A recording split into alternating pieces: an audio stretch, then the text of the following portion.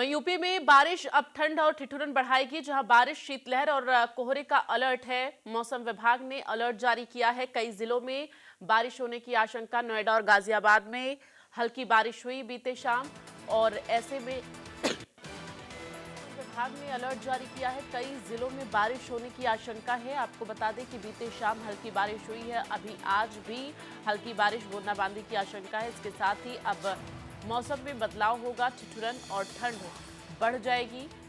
तो यूपी में मौसम का मिजाज बदला है, और अब इसके साथ ही बारिश के साथ ही शीतलहर, कोहरे और ठंड की शुरुआत जो है कड़ाके की शुरू हो जाएगी।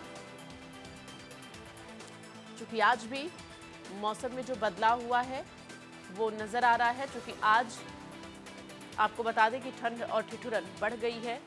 सुबह कोहरा भी देखने को मिला।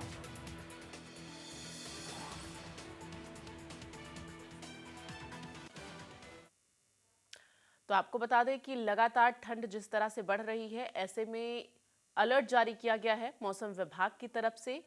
और इन सब के बीच बीते दिन हल्की बारिश हुई, और इसके साथ ही ठंड बढ़ती हुई अब नजर आ रही है, जिसको लेकर अलर्ट जारी किया गया है। चूंकि अब मौसम का मिजाज बदला है, और मिड दिसंबर करीब शुरू हो चुका है, जब ठंड की कड़ाके के ठंड की शुरुआत होने जा रही है। तो ऐसे में लगातार ठंड बढ़ती हुई नजर आ रही है, जिसको लेकर मौसम विभाग की तरफ से अलर्ट जारी किया गया है। इसके साथ ही अगर हम बात करें पहाड़ी इलाकों में, तो वहां पर भी ठंड और ठिठुरन बढ़ गई है, और टेम्परेचर इस वक्त लगातार डाउन होता जा रहा है, जिसकी वजह से ठंड बढ़ती हुई नजर आ रही है। और ज्यादा जानकारी के लिए रुक करेंगे वाराणसी से आकाश यादव, संवाददाता हमारे साथ लाइव जुड़ गए हैं, और महेंद्र माही हमारे साथ नोएडा से जुड़ रहे हैं। सबसे पहले आकाश, आपका रुख करते हुए, इस वक्त वाराणसी में मौसम को लेकर क्या जानकारी है? और इसके साथ ही चूंकि बीते दिन कुछ जगहों पर बारिश हुई है, छिटपुट बारिश हुई है, जिसके बाद आज ठंड और ज्यादा बढ़ गई है। वाराणसी में अभी क्या हालात हैं? देखिए, वाराणसी के हालात अभी तो वैसे ही, लेकिन हवाओं में जो नमी है वो बढ़ चुकी है। न्यूनतम तापमान 15 डिग्री सेल्सियस और अधिकतम तापमान 27 डिग्री सेल्सियस तक पहुंच चुका है। हालांकि कल से और आज के बीच में अंतर की बात करूं तो मौसम में जो नमी है, जो हवाओं में शीतलता है, वो बढ़ चुकी है। सुबह का समय है, मैं मार्केट में ही हूँ। आवागमन भी कल के मुताबिक आज कम दिख रहे हैं। लेकिन यह अनुमान लगाया जा रहा है, जिस तरीके से मौसम विभाग ने अलर्ट जारी किया है कि आने वाले समय में ठंड बढ़ेगी, तो बनारस सहित पूर्वांचल के लोग अब ये ठंड का असर भी देखेंगे, क्योंकि कुछ जगहों पे बारिश भी हुआ है। हालांकि बनारस में बारिश नहीं मिला है, लेकिन मौसम में बदलाव आने वाले समय में देखने को मिल सकता है। बिल्कुल। और महेंद्र, अगर हम नोएडा की बात करें, चूंकि नोएडा में भी बीते दिन शाम में हल्की बारिश हुई है, जिसके बाद ये अनुमान लगाया जा रहा था कि अब ठंड बढ़ जाएगी, और हुआ भी। चूंकि मौसम का मिजाज बदला है, ठंडी हवाएं चल रही हैं, आज कोहरे का भी प्रकोप देखने को मिला। मौसम विभाग का क्या कुछ कहना है आगामी दिनों को लेकर?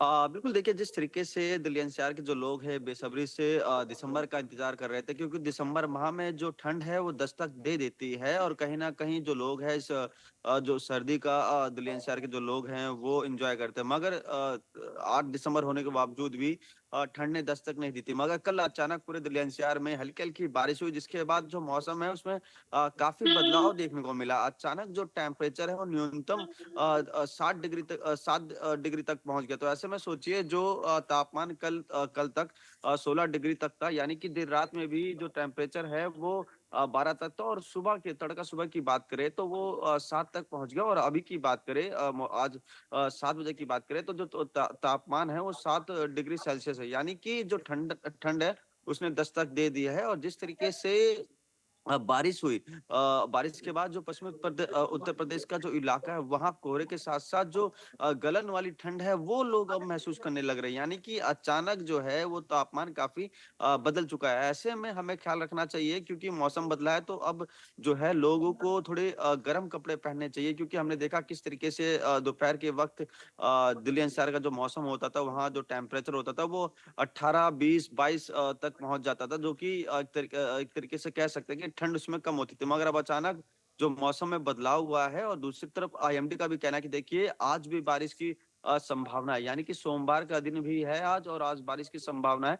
तो अगर बारिश होती है तो कहीं न कहीं जो मौसम है उसमें काफ़ी बदलाव देखा जाएगा और जो ठंड है उसकी एक तरीके से दस्तक हो जाएगी क्योंकि दिल्ली एनसीआर के जो लोग हैं वो बेसब्री से दिसंबर की ठंड का इंतज़ार कर रहे थे मगर कहीं न कहीं जो ठंड है वो काफ़ी लेट उसने दस्तक दी। वहीं आईएमडी का कहना है कि आने वाले 1 सप्ताह में जो कड़ाके की ठंड पड़ेगी वो शायद अपने पुराने रिकॉर्ड तोड़ दे क्योंकि जो पहाड़ी इलाके हैं वहाँ बर्फबारी हो रही है जिसका जो असर है सीधा मैदानी इलाकों में देखा जा रहा है क्योंकि आपको पता ही है कि दिल्ली एनसीआर का खुद का कोई मौसम नहीं होता। अगर पहाड़ी इलाकों में बर्फबारी पड़ती है या यहाँ या वहाँ मौसम ठंडा होता है तो फिर मैदानी इलाकों का भी जो हाल है उसी के मुताबिक होता है।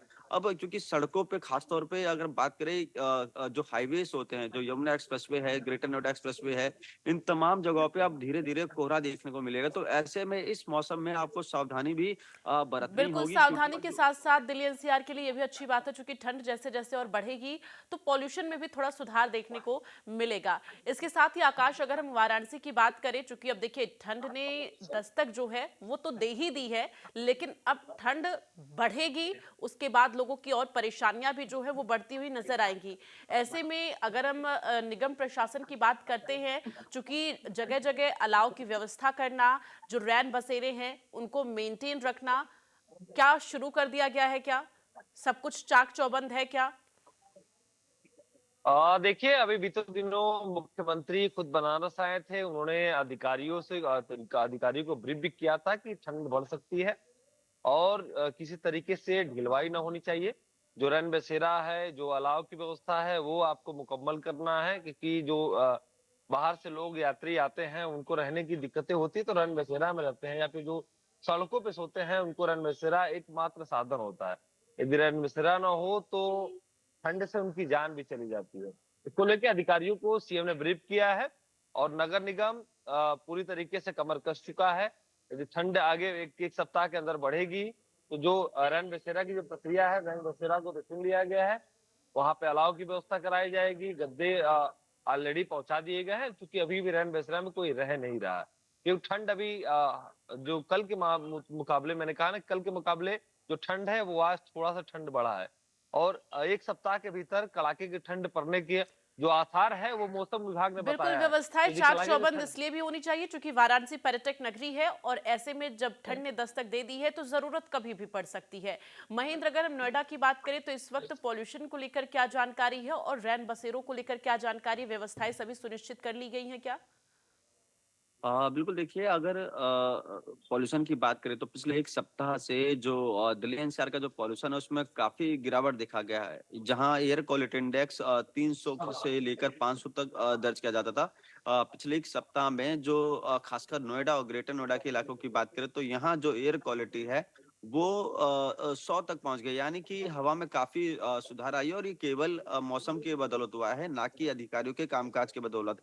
क्योंकि हमने देखा था आज से 1 सप्ताह पहले किस तरीके से जो दिल्ली एनसीआर के लोग हैं, वो ज़हरीली हवा लेने को मजबूर हो रहे थे। तमाम जो पाबंदियाँ थी, वो कहीं न कहीं विफल नज़र आई थी। तमाम जो कामकाज थे, वो विफल नज़र आई थी। मगर धीरे-धीरे जिस तरीके से ठ दिसंबर का महीना बढ़ता गया, उस तरीके से जो पॉल्यूशन है, उसमें काफ़ी राहत मिलती नज़र आई। अगर आज की बात करें, तो आज एयर क्वालिटी इंडेक्स नोएडा की 110 है और ग्रेटर नोएडा की बात करें, तो वहाँ 90 दर्ज किया गया। यानी कि कुल मिलाकर दिसंबर माह में लोगों को राहत मिली है पॉल्यूशन से क्योंकि आपने देखा किस तरीके से खासकर नोएडा का इलाका जो था वहाँ एयर क्वालिटी इंडेक्स 450 के पार पहुंच जाता था बिल्कुल, और और लोगों जैसे को जैसे सांस ठंड और बढ़ेगी, मौसम में बदलाव होगा तो निश्चित तौर पर पॉल्यूशन से भी पूरी तरह से निजात मिलता हुआ नजर आएगा दिल्ली एनसीआर वासियों को। चलिए, तमाम जानकारी के लिए आकाश और महेंद्र, आप दोनों लोगों का